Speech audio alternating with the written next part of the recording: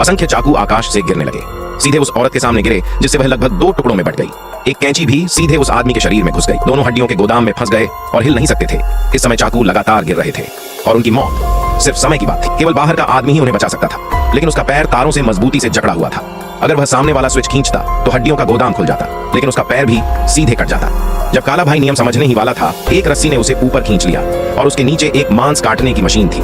असल में यह आदमी पैसे कमाने के लिए ब्रेक फेल मोटरसाइकिल बेच देता था, जिससे ड्राइवर की मौत हो जाती थी।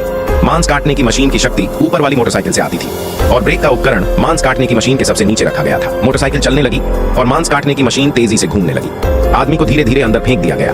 वह ब्रेक का उपकरण लेने के लिए हाथ बढ़ाता है, लेकिन जैसे जैसे केंद्र संकरा होता जाता है, उसका हाथ तेजी से कट जाता है। इसी समय औरत एक लोहे की छड़ ले आती है और उसे मोटरसाइकिल के पहिए में डाल देती है, जिससे मांस काटने की मशीन रुक जाती है। दोनों जब आराम करने ही वाले थे तो उन्हें याद आया कि ब्रेक अभी तक नहीं खींचा गया है। लोहे की छड़ पहिए में घूम जाती है और मांस काटने की मशीन फिर से घूमने लगती है। औरत बेबस हो जाती है और काला भाई को मांस काटने की मशीन में पिसते हुए दिखती है। इसी समय शहर में 2 लाशें मिलती हैं और लाशें इन हत्याओं के पीड़ितों की हैं। डॉक्टर ने लाशों की जानकारी से पता चलाया कि हत्यारा शायद पहेली का दीवाना डेटा है, लेकिन डेटा 10 साल पहले ही मर चुका था। इसी समय एक डॉक्टर लाश की जांच करते समय अजीब अभिव्यक्ति देता है। पुलिस उसका पीछा करते हुए एक गोदाम में पहुंचती है।